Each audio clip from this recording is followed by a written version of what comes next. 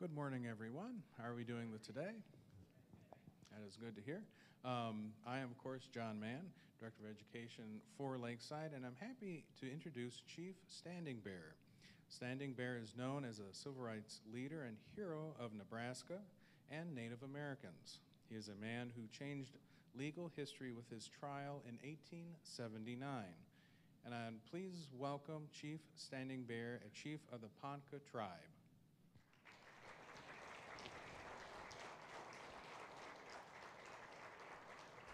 Daddy Homakanda, when they dwa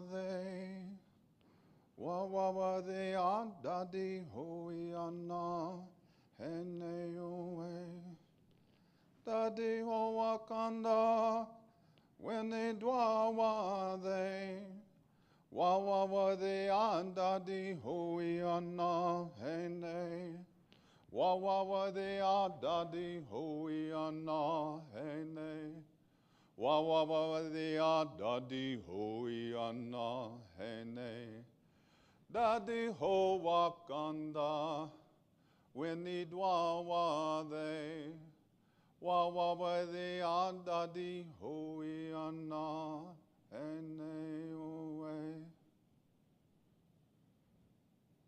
Ahoe, ewe da wanga de. Ijaji, wiwita, machu, naji. Punka, badi. Want to wish you all a wonderful morning this morning. This is indeed a day that Wakanda, the Creator, has made. Sharing with you some of the words from our language. Ewidai, wangade, means we're all related. Ijaje wiwita machu naji.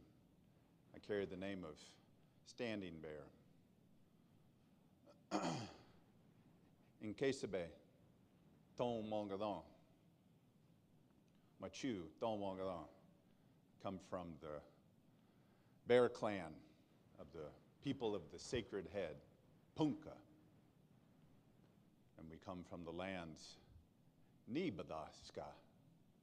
That translates to flat water. My homeland, where I was born, Ni Obada Ke, running waters in those lands that we call flat water. I was born in the year 1829. But before that, I want to share a story with you of our beginnings. In the beginning, our souls were like stars in the sky, thought, but no form. And eventually, one of those souls, that star, a question came to it. That question burned inside of that soul, that star. Who am I? And so that star, that soul, went to its mother, the moon. Mother, who am I? Oh, my child, she said. I was afraid you were going to ask that question. Hurry, go to your father. Tell him what you said. So that soul, that star, went to his father, the sun. Father, who am I?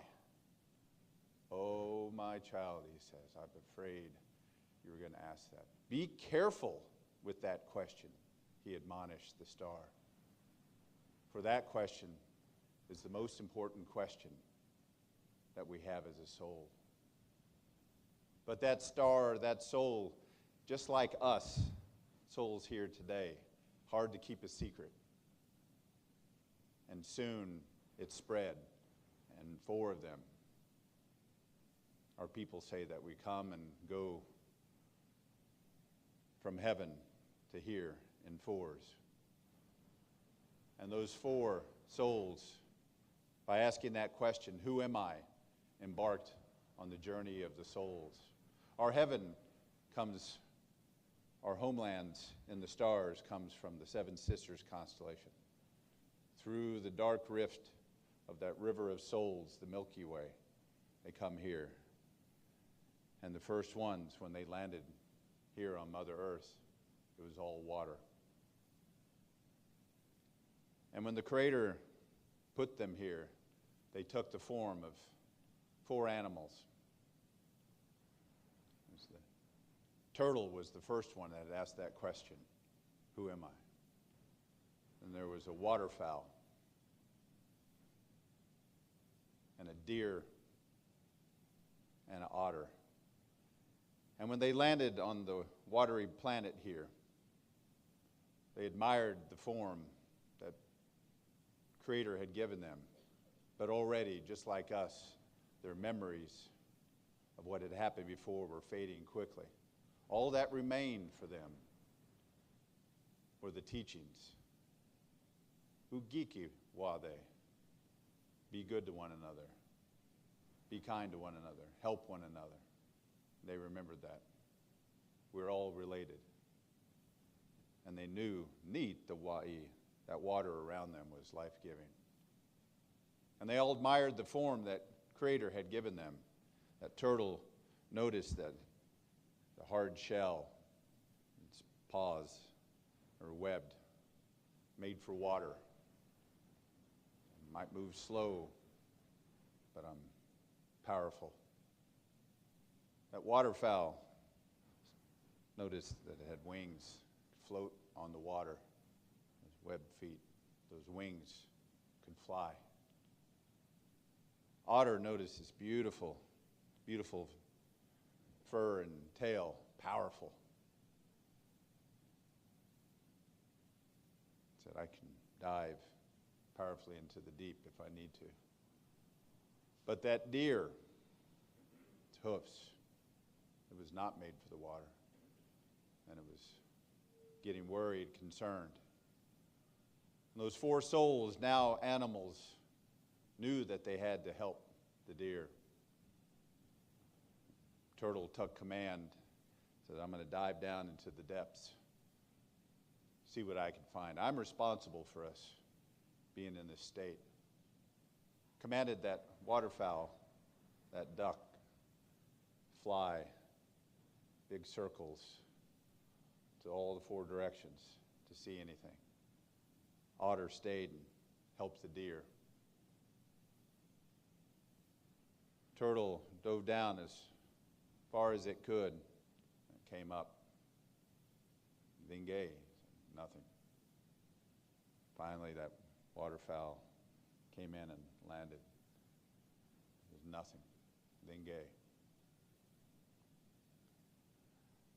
Otter said, brothers and sisters, let me try. Help the deer while I'm gone. With his powerful tail, down he went to the depths. And they did their best to help that deer. And just about the time that they were getting very concerned and worried that they weren't able to keep the deer up from the depths, you see that otter. It's got something close to its chest. Eventually, it brung the clay from the primordial waters there. Turtle felt so bad that it got them in all this mess. Give the clay to me. Put it on its back and sacrifice itself. And from there, the land was born. To this day, we call the land Turtle Island. If you hear our drums, that's what they're for, to represent the heartbeat of Mother. And as long as we sing and beat that drum, then soul of Mother Earth here will be sound and we'll live in harmony. I wanted to share that story because everything has a beginning. These are our stories. The world that I grew up in was different than the one when I passed. The people had been devastated by that epidemic. Smallpox, the sores, they came. Terrible, agonizing, death. The people were afraid of each other, didn't want to go near one another. At one point, the old folks told me we numbered over 2,000. By the time that I was born and a young man, 800. By the time I was an old man, 200. Watched everything change in my world. There was once millions of the bison and the deer and the elk that sustained us. It was said that those herds were so massive and large that they would cross over for days before people could pass behind them. We were people of the corn as well. Plant, corn, bean, squash, sunflowers, our three sisters. Plant on the new moon in May, they told us. And when they're just up a little bit, and that first beautiful flower on the plains comes out, that's when we'd go for the hunt for the bison. And we would remain there until the full harvest moon come back with our bison, harvest our corn, celebrate the bounty of Mother Earth. I did not ask to be a leader of my clan, Bear Clan people. It was inherited, as was to pass on to my son, Bear Shield. We were so weakened by the smallpox and attacks from the Lakota that when the agent from the government came to us and asked for us to civilize, to become Christians like you, to give up our way of life with the teepee and the earth lodge, and to live in houses like you. They asked us to farm the land, not the way that we farmed, but the way that you did. And we said yes. Not because we wanted to be like you, but we wanted to survive. Ni aka ude. We want to live too. Despite our promises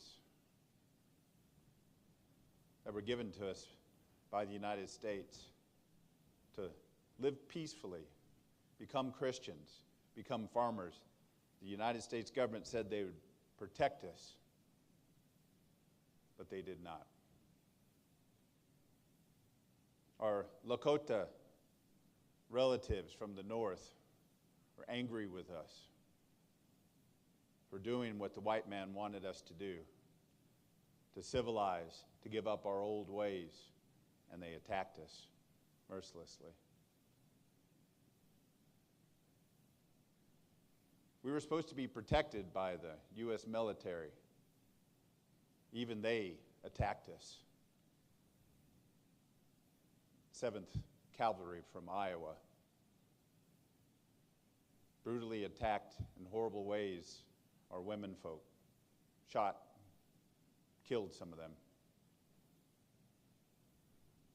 So when finally that government agent, Kimball was his name, came to us and asked us if we would be willing to move from our beautiful homelands. Now, mind you, there's a relationship between the Indians and the land. There's a relationship of blood and bone to the land. When our time comes,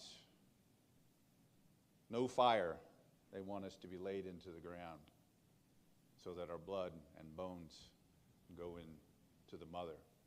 That way she knows us.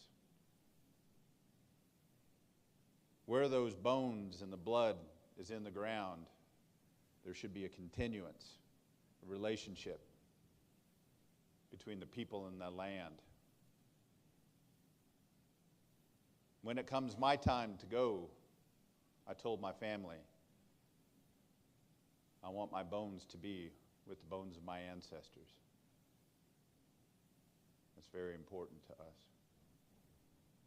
So when that agent came to ask us to move, we were very reluctant to consider that due to that sacred relationship with the land.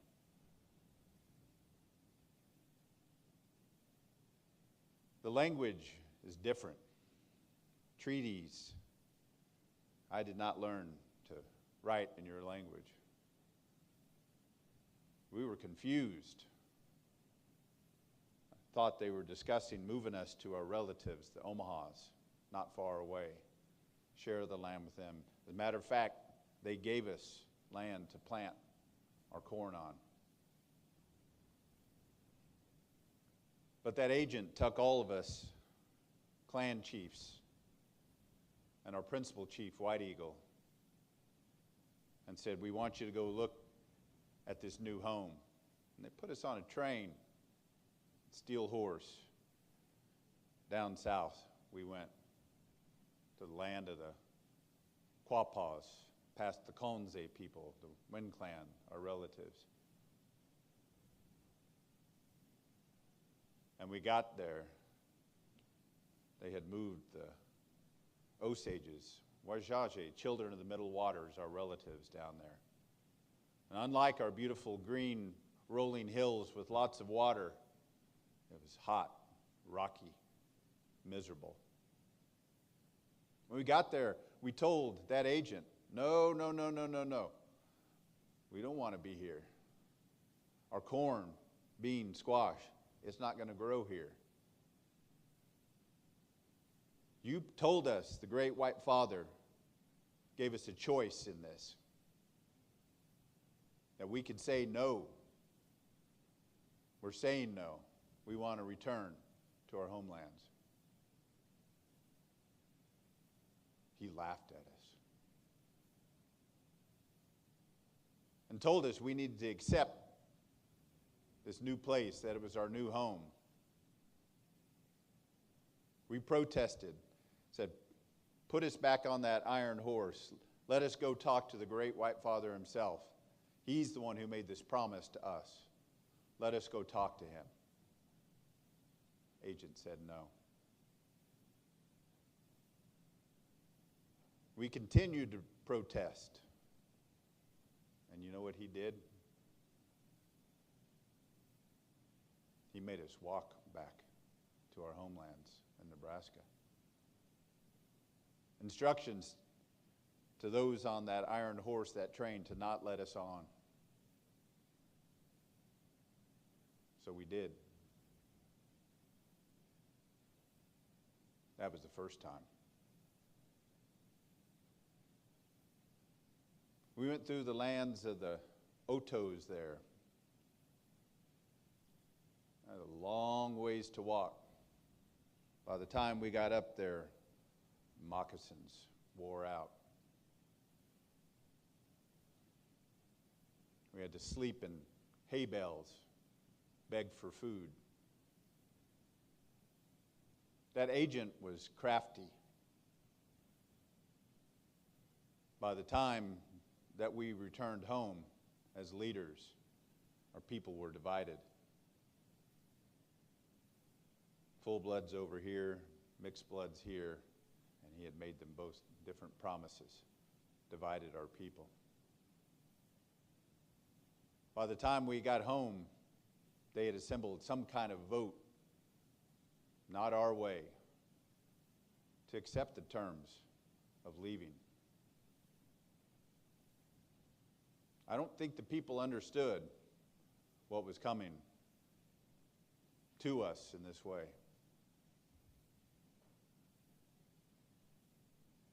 We were in denial, so much so that we left our corn crops in the field even. We expected somehow we could negotiate our way out of this. But they came. Weapons, guns, bayonets. Go, they said. And I remember as we were leaving, I took my wife, my daughter, my son. My daughter had a little one. And as we crossed that great river, Nishuda, smoke on the water, the Missouri, you call it. You could see our relatives, the Omahas, who yet to be moved out of their homelands. They stood on the banks of the water. They heard our cries through the night. Solemnly, they watched. They had left us a place to stay with them.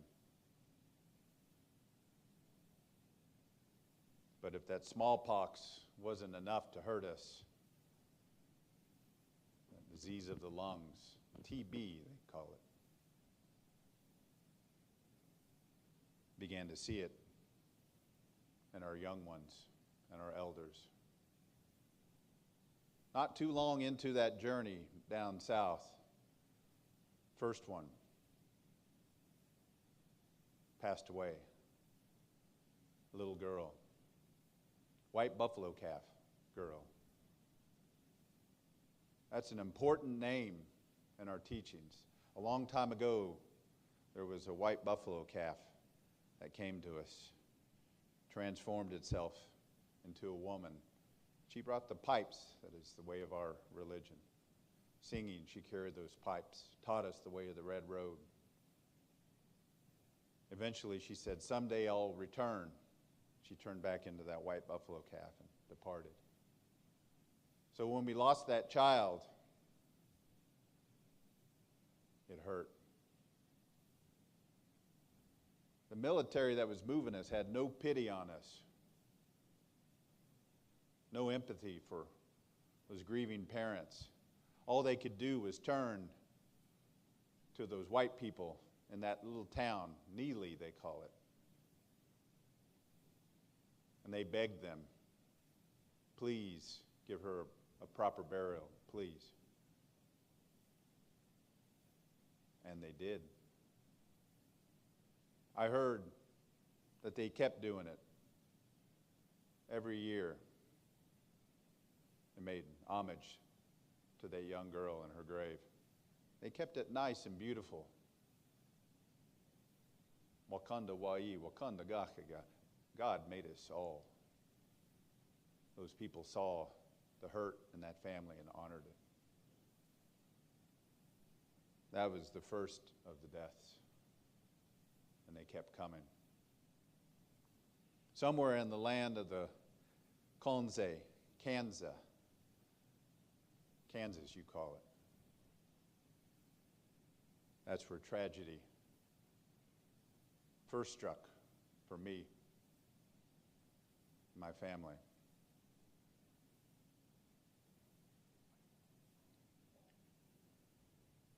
Dadesage Tonga, Mondi tornado came to our camp. Somehow, in all that madness, there was a kettle of boiling water. Somehow, it overturned,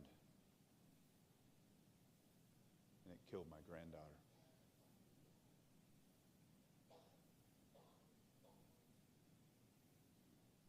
Those little ones, they don't know anything.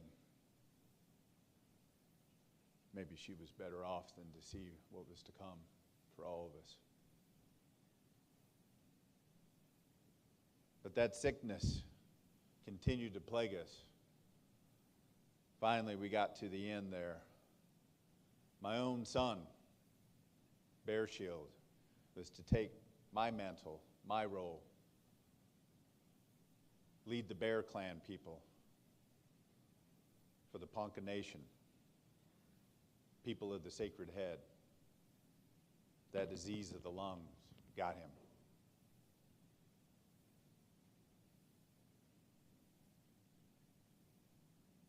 On that day that you call Christmas, the day of the birth of your Savior, as he lay on his deathbed, he asked me, he pleaded with me, Father, when I cross over to the other realm, I said, no, son, you're going to make it. Father, I'm not going to make it. When I go, please, don't bury me here. I have no ancestors here. My blood and my bones will be alone. Take my bones back home.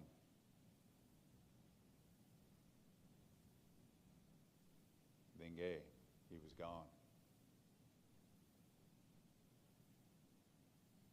What father could not honor words of their child? He was a young man. Life, there's 3 further hills of life ahead of him. Yet, Bengay, he was gone. I knew that if I asked, they wouldn't let me return. I looked to my clan, my friends, told them that I had a mission to accomplish. I was going to return to our homelands with the bones of my son, take my family with me. And in that moon, we say, when the snow creeps into the teepee, it was brutally cold outside, beyond freezing. About 30 of us, we left. We did not ask for permission. Second time, walked back home from that Indian territory. This time, it was much harder. I had a small wagon that pulled the bones of my son, and we embarked. Same thing. We wore out our moccasins. This time, we left bloody footprints in the snow. Same thing. We hid in hay bales. We came upon a house. There was a man with his boys. They were chopping wood in front of their home, and they saw us. Daitawade. Pitiful. You could tell we were starving. I motioned that we needed to eat, needed to drink water. We could tell that he didn't have much in his home there, but what little he had, he gave to us. On we went, past the Otos, kept going north. It was only then that we realized that they sent the military after us and to evade them. Eventually, we made it back up north. Our relatives, the Omahas, they took us in.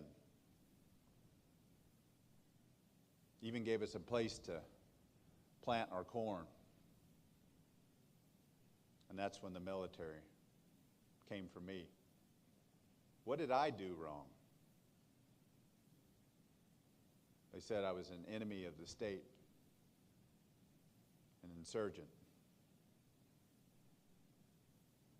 And they locked me up at Fort Omaha.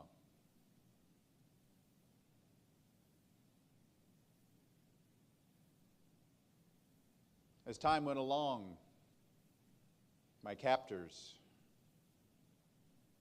felt bad for me. The general himself, Crook, took an interest in me. saw that I was a leader amongst my people, that I had been a warrior, earned my right to become chief.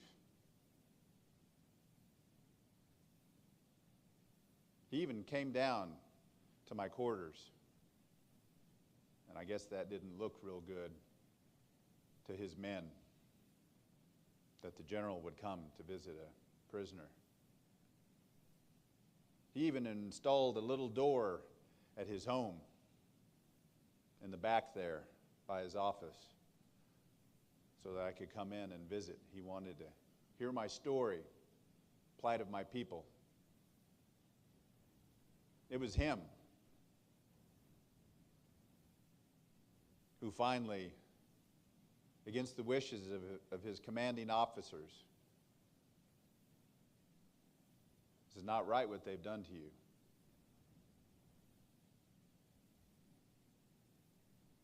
You need to get a lawyer, he said. These ways I did not understand. But I knew it was an injustice, what was being done to me.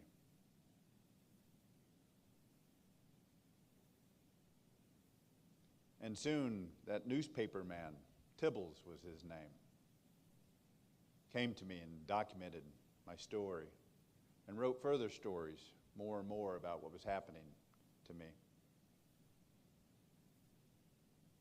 Soon, lawyers volunteered to help me. Webster, Poppleton were their names. They gave their time to help me.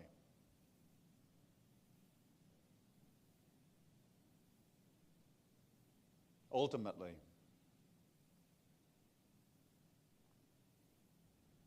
that court said that under the law of the United States, I was not even a human being. How could that be? Wakanda wai, Wakanda gakaga. God made me. I am a man.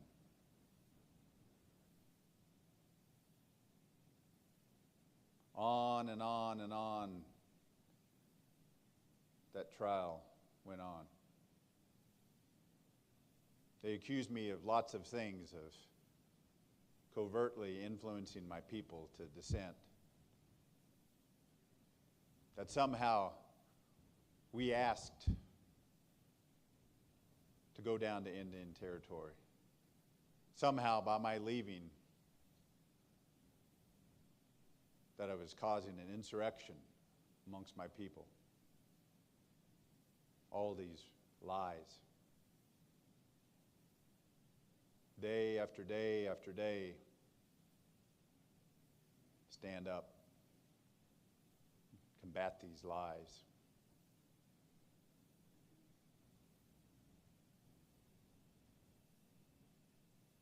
I spoke with my lawyers, said at some point, you're going to need to let me talk. Speak from the heart. Let me appeal to these people here, to that judge. He sits in that big chair up there. And for a long time they said, I don't think we want to do that. But I implored, I demanded that they allow me to speak. Finally, the time come.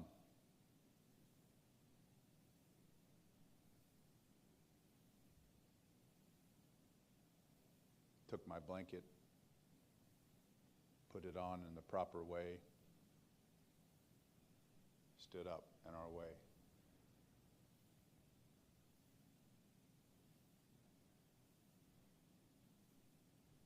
I looked at that judge sitting up in that big chair in front of me.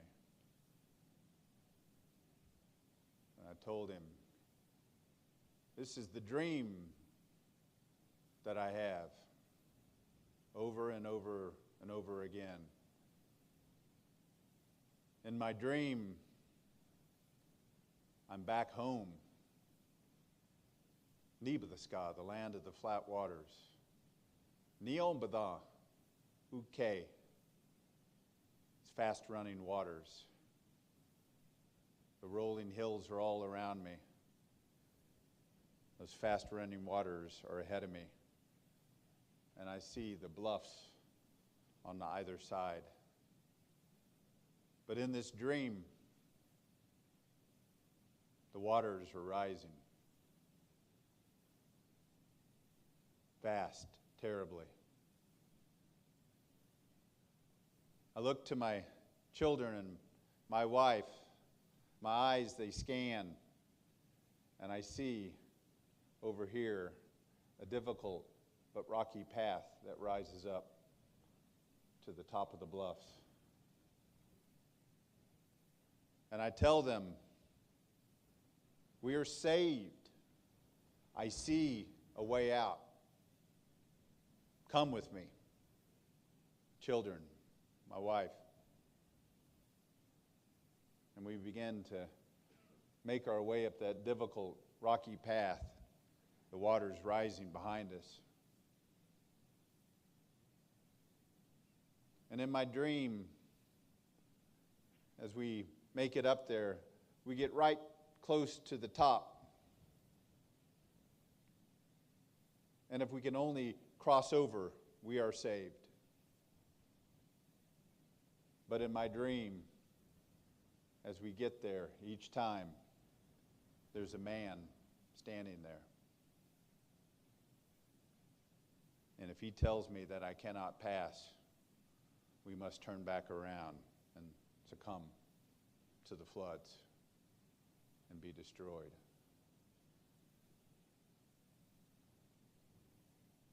That judge, you were that man. And if you tell me I cannot pass, then I cannot go home with my family to my homelands. That hand, if I pierce it, I shall feel pain. If you pierce yours, you too will feel pain. The blood that will flow from both of us is the same. I am a man.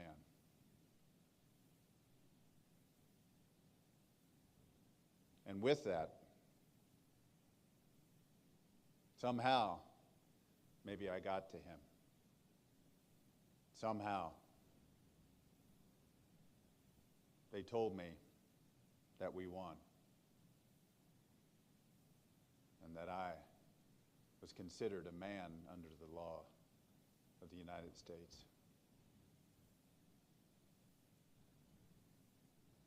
They allowed me to stay and to go home.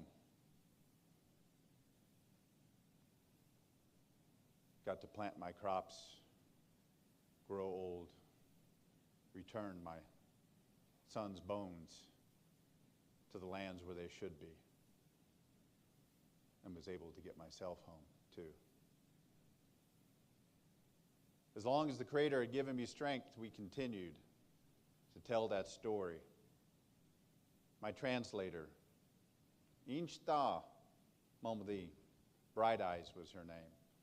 We went and told as many people as we could the plight of the Omahas, the Poncas, the Lakotas, Otos. And in the end, when God called me home into the new century there, I knew that my descendants, there would always be Poncas, Punka, Usni, the cold ones of the Sacred Head would always be there. Thank you very much.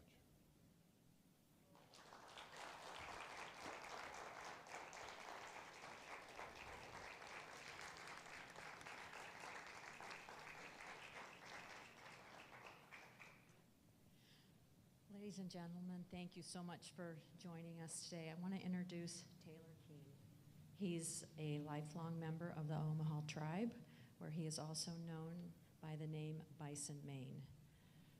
This is with the Earthen Bison Clan. He's also an active citizen of the Cherokee Nation and the founder of Sacred Seed, an organization devoted to the propagating tribal seed sovereignty.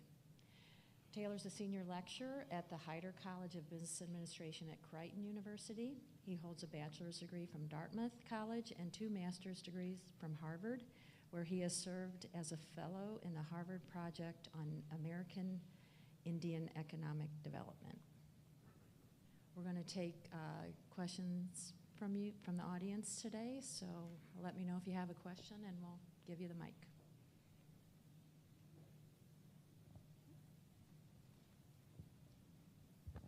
I'd like to find out a little bit more about your name, Bison Maine, Sure. how you came by that. So all of the names in our clan, so I'm Omaha. I do have Ponca blood too. Omahas and Poncas, same people, just separated by time. We have fixed clans within our tribe. We have our earthen clans, which I'm a part of. So the clan I come from, Encasa Bay is what we call it. It's black shoulder. So it pertains to the sacred portions of the bison from here up. And there's sky clans too. Inchta Sonde, what we call it, means lightning comes from their eyes. It pertains to the thunderbirds, messengers of the thunderers and the thunder twins. Earthen clans, Honga Shinu, means we're from the original human, the first one, Honga. Each of those clans has duties. There's only a fixed number of names within our clans. We don't get a special one or one based upon circumstances like some other tribes. They're fixed. All those names have to do with a healthy bison herd. So there's some really interesting names, ones I know of my relatives. One of my nephews, he has that name, Bahunga Maldi. It means the one who walks first. So it's that trait you see in a little bison. They run to go up front. That's a emerging alpha trait. Another one, Ugasi Noji. It means that bison bull to watch over its herd. It goes up on a hill and looks down to watch for danger and sound the alert if something comes. All these names have to do with a healthy bison herd. Healthy bison herd, healthy people. My name translated as bison, Bison Maine, Bagija. At a certain point, when I reached adulthood, I returned back home to be close to the tribe and my family there. And I was asked to be in a ceremony. It's one of my favorite roles. It's a hard role, the fire chief. You're responsible for the sacred fire. All night long we sit up and pray and sing. That song I sang is one of the songs I like to sing when it comes morning time. And the point of that fire is symbolic of the Holy Spirit. You build it up, it's bright, invites the Holy Spirit in. But we're supposed to time it. There's a road chief. And the main purpose in there is the main prayer at midnight, and everything goes around that. And when he prays, you're not supposed to move or do anything. And so my duties are suspended as I can't stoke that fire. That wood, I didn't cut it. It's been snowing, got kind of wet, smoky in there. Fire belongs to menfolk. And it's my duty as that fire chief to take care of it. But all the other men in there, if I ask them, they're supposed to help me. And that fire was dying down while he was praying. We're supposed to sit still, not mess with it. These younger boys like to be in the ceremonies. They kept coming up, asking me can I fix your fire? And I said, no, go sit down. Boy, they kept coming after me, kept asking, kept bothering me. Finally, I said, no, sit down. It's my fire. Be quiet. Be prayerful. And finally, he finished, the road chief. Boy, built a big fire. Hot. Everybody had to move away from it. Come morning time, we break when the morning star comes into that aperture in the teepee, sunrise. And we break, and then we come back for a noonday meal. And they have a ceremonial silver cup that they give to someone who's to be the orator to tell the good people that come to eat the meal with us what transpired during the evening. And they'll say thank you to all the principal positions. It was one of my grandfathers. We have lots of relationships in the tribe. And he got to me and he said, grandson, Latite Udaho, it's good to see you in here. I'm glad you come home, he said. He said, you know, that name that you carry, do you know what it means? And I said, I mean, I think I do. And he looks to everyone else. And we do this in the tribe. They have these conversations, but it's meant for everyone to watch, you know. And he says, you ask him, he's going to tell you his name means bison mane. He said, but that's not the real meaning of it. You know why? Because I carry that name too. And this is what they told me when I was about your age. He said, you finally earned your name last night, he said. These are the things we live for in the tribe, you know, you get meaning to those things. And we're told that little, you're supposed to become your name. And I didn't know what mine meant, you know. And he said, I watched you all night, he said. You were doing your duties. He said, I know that you wanted to stoke that fire, bring the spirit in at that time, but he said, your uncle there was praying. You did the right thing. He said, all those little boys in the ceremony come up, those teenagers, kept bothering you. He said, boy, you were firm with them, he said, like a bull, he said. When it came time, he said, built big fire. He said, all those little boys, He said, you earned your name last night. He said, what the name really means is there's a bison bull. And eventually, there's going to be one. That's the alpha. They have to fight for the right to sire the herd. And in the process, their body fills with testosterone, adrenaline. That head enlarges to the point of an alpha. It almost touches the ground. Massive hump. Last thing is that bison mane. So, tough guy. They tease me in the tribe because we're serious. At the same time, we laugh all the time, and so they tease me and they call me Pretty Bull. Thank you for the question.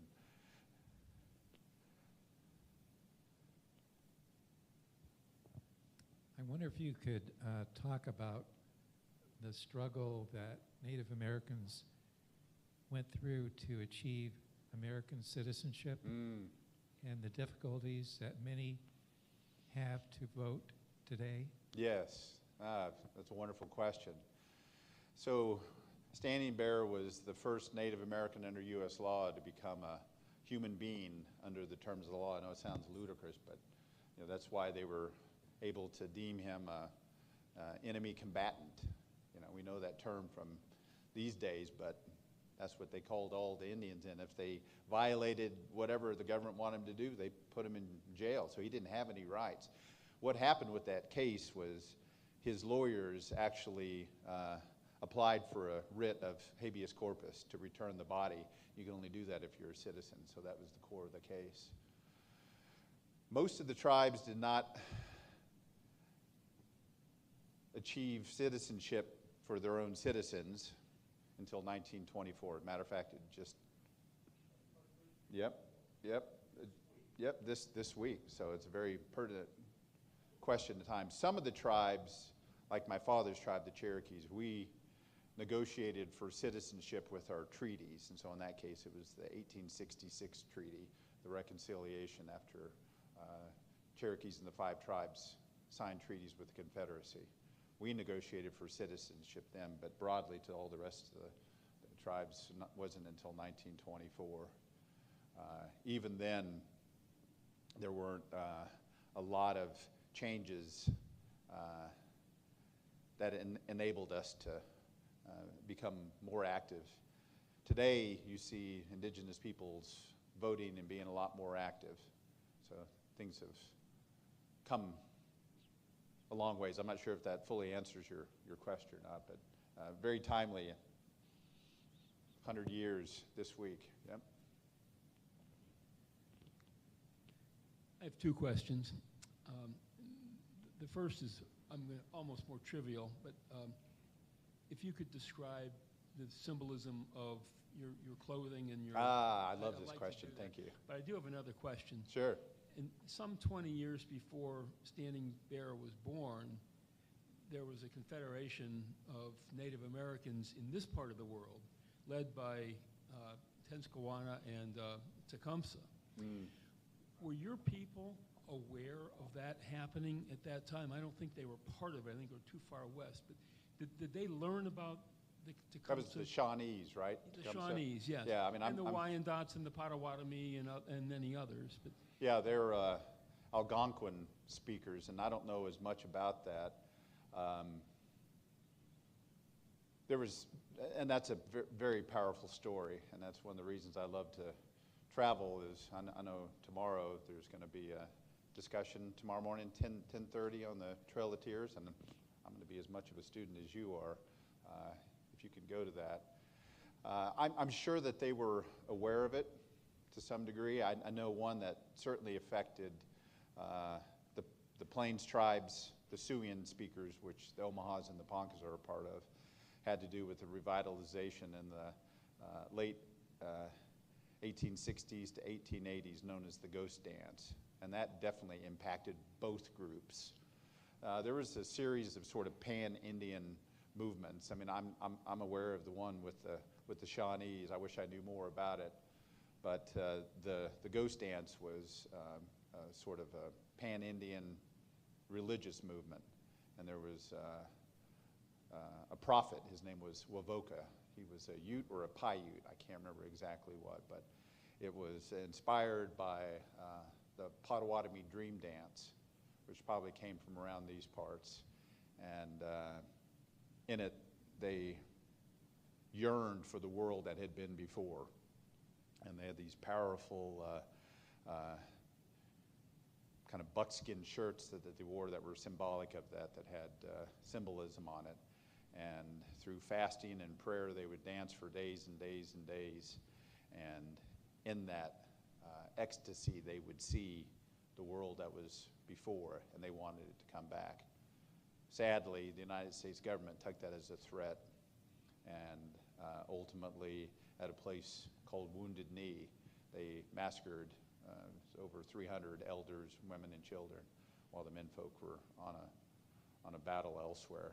That was said to have broken the sacred hoop of the Siouan peoples. That story I do know, because that's from my people. And it wasn't until 2001 and 2007 that that was truly mended in the prophecy of the seventh generation, which we're in right now. And what that had to do with was, I told you in my monologue there about White Buffalo Calf woman who came and gave us the pipes and said that she would return.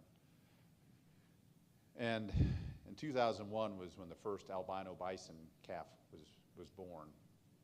And the fourth one was born in 2007. That marked the age of the seventh generation, which would end the time, the 6 generations of suffering that happened after Wounded Knee, and Lord knows we've suffered. And with that, that fourth successive white buffalo calf birth is the age of the 7th generation, and that's what we're in now. So all those children born after that, for us as indigenous peoples, it means that they're going to be the ones who will lead our tribal nations to stand tall again. Equally as important as all the children, the non-indigenous children born after that time frame. It's prophesied that they're the ones who are going to be ready for our teachings, our wisdom. I believe that has to do with Mother Earth. And this is why I do these kind of things, to share as much as I can of those stories. It's a story of hope. You asked about my regalia. There's tons of symbolism. If you didn't catch this, this is, otter for our story is Otter dives down. And this is symbolic of the dark rift of the Milky Way, journey of the souls. So as a matter of fact, one of the things I was telling my friend Candace here that I'm going to extend my trip for a couple of days because I've got a book coming out on Tuesday, and it's called Rediscovering Turtle Island. They're going to have it at the bookstore over there at some point. But you know that story now, and this is my journey of finding sacred geography and everything else within it. But the reason I want to hang out here is a lot of the core of the book is I'm talking about the earthenworks, the mounds, because both my tribes come from that tradition. And I was just at Cahokia, which is one of the central chapters, but I write about the Great Serpent Mound and the Newark Works and the Hopewell Works, and they're all right around here. So I'm very excited because I've never actually been to Serpent Mound, and I get to go. So all these things, this is the Morning Star here. This is the rest of the journey of the souls here. Thunderbird, the sun. Gosh, I'm trying to think exactly what I have. The ermines, bison horn. This is, Chief Standing Bear had a hat similar to this, so whenever I started this journey, I got to fashion this. I also earned the right within my tribe to do it because in my role as the tribe, I served as chairman of the board for our Economic Development Corporation, and I had to rule with an iron fist, thus earning my name as Pretty Bull within the tribe. So Nuda Honga is the term we have for leader. It means one of the bulls. So I earned the right to wear this. And I'm a member of all of our traditional societies, so I have the right to wear it. So there's a lot in everything.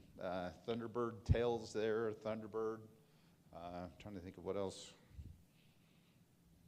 that I've got here. A Thunderbird.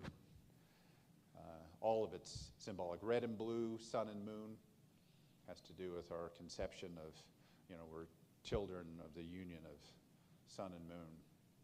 So part of the things I'm working on for the future is assembling an indigenous pantheon, as it were, of all the things I learned from my research. I'm going to turn it into some story that can be related like the Greek myths so that everyone can understand. But that's why I always like to open with that story. It tells our creation story. Let's stick with the subject of the book just for a minute. Sure. The book comes out on the 11th. Yep. Lisa tried to get it in advance, but we weren't able to do that. But it should be in the store next week. Yep. Okay. You have a question on that side? A little more on history. Sure. 100 years ago, granted citizenship rights. Yep. Partly as a reward for what Native Americans did in World War I. Yes. And they talked in their native language, which became the code talkers of World War II. Yes. After World War II, finally granted the right to vote. Citizenship didn't give you the right to vote yet. Yeah, that was in the 50s, I believe, right? Yeah. Early 50s. Mm-hmm. And many people, as I understand, on reservations still don't vote because they can't register. Because registration generally requires you have a street address. Yeah, that's still the case. That's a big problem on the Omaha big reservation. problem because you know where they are on the reservation, but there's no name for that street.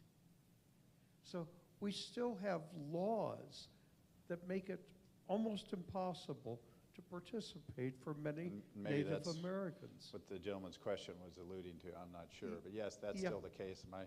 My grandmother's address, my uncle's address is Rural Route 1.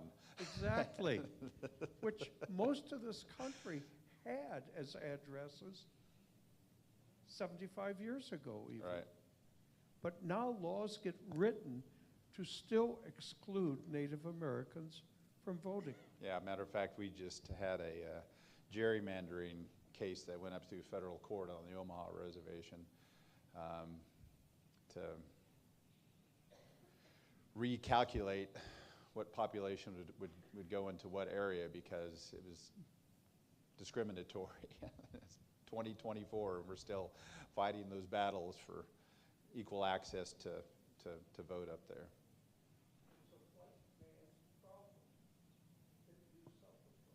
It's politics, yeah. And in the end, indigenous peoples, we have to fight for our own rights, you know. And we actually, Omaha's won a Supreme Court victory. Went totally unnoticed in the local newspapers and within the state, even though the state lost, having to do with us enforcing our treaty rights and basically civil regulatory jurisdiction with our police forces. The good citizens of one of the small towns in Pender, Nebraska snubbed its nose at our, you know, law enforcement and moving violations from cars, and we had to sue to go to the Supreme Court. We won, and it was unnoticed by anybody. Now, you have obviously been outside the reservation for a lot of things. Mm-hmm. Where do you live now? I live in Omaha, yeah. Yeah. Mm-hmm. And today, most of our tribal citizens, probably close to 60%, do not live on the reservation anymore. It's just, economically, it's a challenge. Yeah. Most of us live in Omaha or Lincoln or Sioux City, yeah. Could you explain to us the difference between the buffalo, the bison, and other animals like elk? Sure. Bison, buffalo, same thing. I don't know where the term buffalo came from. It's a misnomer, but Probably from white man. yeah, I don't know where that actually came from, but the bison, the elk, the deer, all those are represented in our clans and, you know, our original forms of sustenance, along with agricultural crops of the Three Sisters. And unfortunately, it was a policy in the United States to try to kill as many of the animals as possible, especially the bison. That's where Buffalo Bill Cody got his recognition. He worked for Union Pacific Railroad, which certainly had its nationalistic ties to the westward expansion, but to hunt and kill them. And by doing so, they hope to eliminate their Indian problem here in the United States. Over here? Yes, I had a question about the children. Are they embracing your language, and do they have an opportunity to learn? Yes, very serious topic. I can speak for the Omahas and the Cherokees. In both cases, you know, our number of fluent speakers is dwindling. My mother and my aunties are some of the very last ones, and I'm afraid to say we're probably down to under 10 fluent speakers within the Omaha. Cherokees, we have quite a bit. Both have immersion programs, and we're doing a lot better now. Our language program with the Omahas is pretty robust. And now there's a companion. I've got a nonprofit called Sacred Seed where we embrace the heritage of indigenous ag and Three Sisters, and I plant and try to garner all those, but more importantly, share with people the knowledge about it. And we've got a program up on the reservation today that's part of our public school system where they have massive gardens, and you know, they apply the language to growing and activities around our traditional things. So say now, since I've started doing Chief Standing Bearer in the Chautauquan tradition, 10 years later, we're doing a lot better. So most of the tribes have pretty vibrant language restoration programs. So thank you for that. Yeah, in regards to the language, Yep. what is the tribal language you speak, and how related is that to other tribal languages in the Nebraska area? Sure. Omaha and Ponca is nearly the same. There's slight dialectical differences. The Omahas speak, I would say, like maybe it's comparison to sort of Germanic languages. We have harder sounds, a lot of and guh type sounds versus Poncas, which have more of an L sound. So it's all Siouan. The language family, we call it, is Degiha. Has to do with our groupings within the tribe. So Omaha, Ponca, Osage, Quapaw, Kaw. And all of our names pertain to our movements against one another. Omaha is people that move against the current. Quapaws with the current, or downstream and upstream. Osages are children of the middle waters. Ponca means sacred head, has to do with the deer constellation in the sky, and the Kanza or Kaw, the Konze people, the wind people. So all those names pertain. And then another language family has to do with like the Winnebagos and the Otos and the Iowas. And long story short, we probably come from them, an offshoot. And Lakota and all those languages are all interrelated. There's probably 5 or 6 major language groupings in North America, and Siouxian's just one of them. I have a question. A few years ago, we had a secretary who was Mohawk, and Mohawk? Mohawk. Mm-hmm. And in order to vote for her boss, who was running for election, when she voted for him, she gave up all rights to the reservation. Is that still in Yeah, it depends upon the tribe. I mean, that pains me when I hear stories like that. I know, many of the tribes had citizenship requirements within their lands. I know Cherokees did that whenever we moved to Indian Territory later to become Oklahoma. We had residency requirements. You had to move in, and sometimes they had to renounce other citizenships to do so. So it becomes pretty complicated. I'm not familiar with what's going on with the Mohawks there. I know that overall they're a matrilineal-based society, so you have to have your identity formally to become a citizen through your mother's side. So if you're a Mohawk on your father's side, I've got a friend who's Seneca on his dad's side, and he's not a tribal citizen because that's their rules, the clan mothers. So it just depends upon the tribe, but those kind of stories pain me. You okay with a couple more questions? Sure, sure. Do you have access to the bison now, or did Ted Turner have them all? Ted Turner's been a good friend to Indian country. He has done a lot with preservation. Matter of fact, I'm in touch with some of his bison managers with the herds, and one of my goals, as basically a sacred duty within my clan, is to help them. And I work on 2 or 3 projects with bison herds in Nebraska and down in the Southwest, and trying to work with those ranchers to teach them how to, look at it from an indigenous perspective. And Ted Turner's done a really good job with keeping a lot of those original bison. He's shared as well. I know a lot of stuff came out of his herds. I believe his herds originally came from the Yellowstone herds. There were some that went into Canada too, and there was a couple of other little offshoots. There were some that were used in movies that were put off an island off California. It sounds crazy, but the preservation, sadly, I don't think that there's any true 100% original bison DNA left. There's European cattle in nearly all of them, but I spoke at length with some of the managers of Ted Turner's herds, and they send me big papers and all the DNA stuff, but for the most part we've got them now.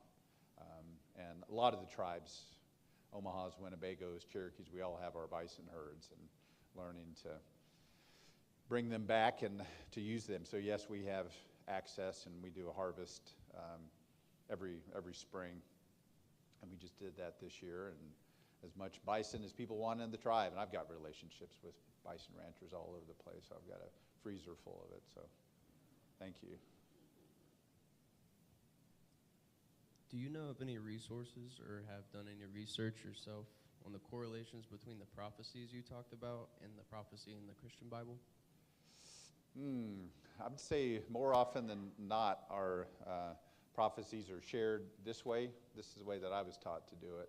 And I allude to it, loosely within the book that I've just got coming out. But for the most part, we're supposed to tell those stories. That's the promise that I made. And I'm not sure which prophecies in the good book that you're talking about, but I would love to discuss it. I don't know if there's any good book out there. I think most indigenous people are probably hesitant to write a lot of that down. I can only speak for myself. I alluded to it within the book, but just sort of loosely. But I'd be glad to carry on that conversation once we're done here. I'd love to hear more about that.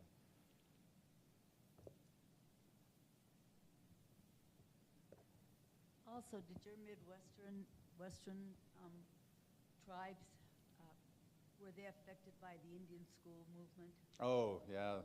Boarding schools, yep. Everybody in my family, I mean, you can't get around that. My mother went to Haskell, which is basically was sort of a high school / junior college. My dad went to Chilocco. It was a vocational trading school. Grandmother on mom's side, she went to Genoa, which was not a good experience. That was one of the ones that was pretty bad. But she also went to Carlisle, the industrial school in Pennsylvania, and she was there and probably right near the end of the era. I think it probably finished up in around 1920, but she was there whenever Jim Thorpe, his brother was attending, but he would come back after the 1912 Olympics and all that stuff. So.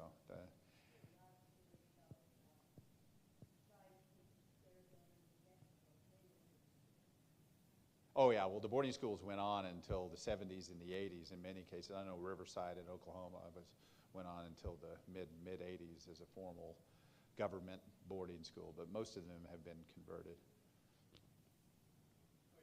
Yes, water issues. Mm-hmm.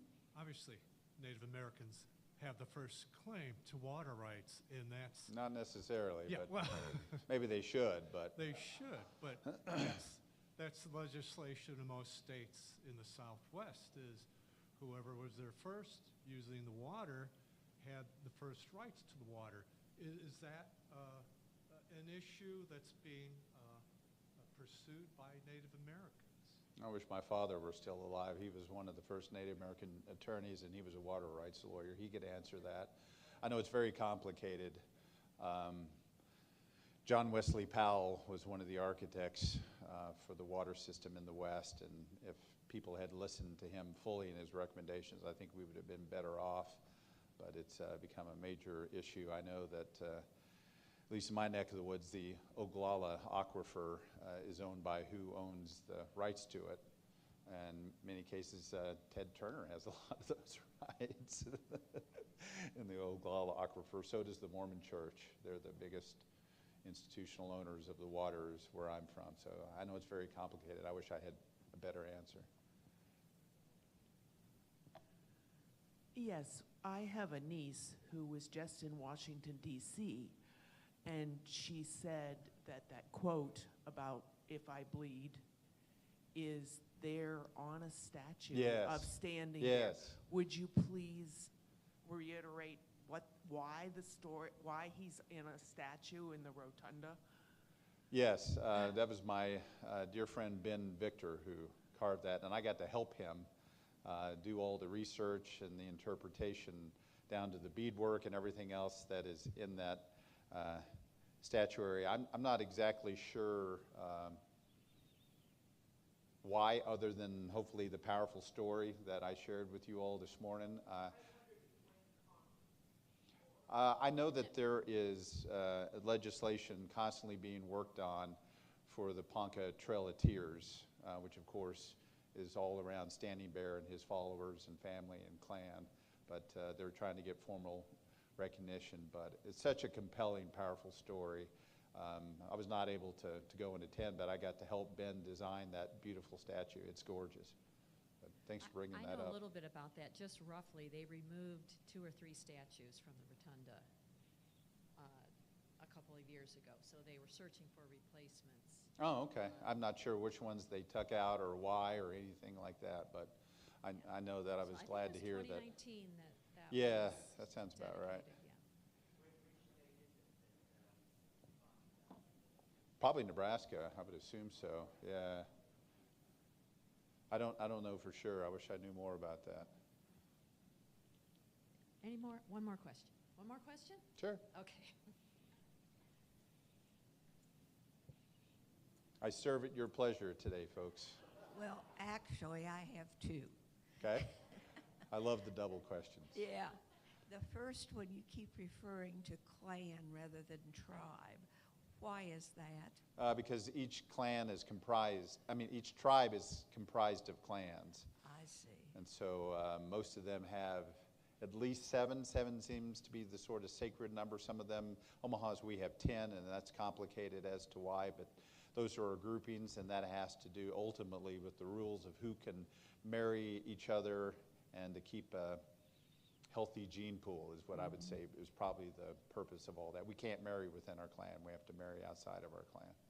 And my other question is, what percentage now do you accept for a number, an Indian number? For citizenship within the tribes, that's a great question. It differs by each tribal nation, and it gets complicated because whenever tribes were originally put into census data, and especially go into the federal period of allotment, which happened in the 1880s, and that's where basically the desire for land from the United States became even greater, and so they came up with this policy and said, even though your land started like this with all these treaties and all of them went down and down and down and down and down, they finally said, this little bit, we're going to give you allotment. So the term from the Dawes Commission, Senator Dawes, was to give everyone only 140 acres. To literally, the language in the bill was to teach Indians greed so they would learn to succeed in the majority culture. But the true intent of that was to give them 140 acres and the rest would be opened up. That's why most Indian reservations are checkerboarded with non-Indians. That's going to the battle I was speaking about in Pender, Nebraska, where they didn't want to be a part of the Omaha Nation, even though that's where they lived. And someone in their ancestry, not very far back, accepted the terms of living on an Indian reservation. But I assume at the time the prevailing thought was that we were going to die. The complicated part came in to do with the American eugenics movement and this whole purity of the Aryan race. All of that came into the formulas for who got land and what. So basically, when you were given allotment, if you were a full blood, you couldn't sell it because you were termed incompetent under the United States law. And if you were, say, 1/4 Indian, 3/4 white, then you could have more of a say to it. The final result was disastrous, and 80% of the land base was gone out of tribal hands within 20 years, which I believe was the original intent of the whole thing. So unfortunately, the hangover from all that is blood quantums. We're the only population in the United States that has a percentage. So I'm 15/64ths, and I can't remember what the other one for the other tribe is, some fraction. And all the tribes have different rules around that. Cherokees have a very liberal policy when it comes to that. It's called lineal descent. So as long as you can prove descendancy from somebody on those original rolls back in the late 1800s, early 1900s, then you're a citizen. The Omahas have a 1/4 blood quantum, so I just barely skirt, but most of my nieces and nephews, I don't have children, but my brothers and sisters' kids can enroll there because there's a 1/4 blood quantum. So eventually the tribes adapt and probably liberalize it to account for intermarriages, which is just a function of time. If your mother is Cherokee but not married, can you trace it to her, or because there's no marriage license, you can't validate? Cherokees had marriage laws. That's the exception when you look at a lot of the different tribes. But sadly for me, my father's tribe is matrilineal, and my mother's tribe is patrilineal. So I was born clanless, technically, but my mother's clan adopted me as a child. But on the Cherokee side, I'm still clanless. There's a ceremony I could go through, and it would probably be adopted by the Wolf clan if I wanted to do that. But historically, I know what my clans were and all that. It becomes very complicated, but good question. Is that it, Candace? I think that's it, yeah. Thank you very much, again everyone. very much. It was a pleasure.